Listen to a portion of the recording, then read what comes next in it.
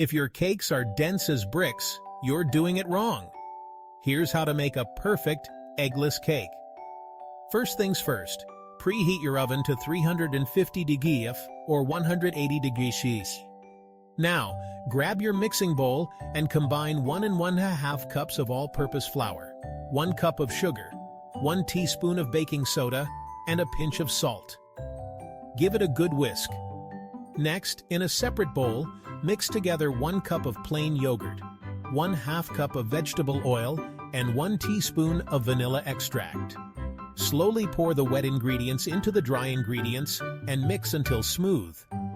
Pour the batter into a greased baking pan and bake for 30 to 35 minutes, or until a toothpick comes out clean. Let it cool before you dig in. And there you have it, a delicious eggless cake that's sure to impress. Happy baking!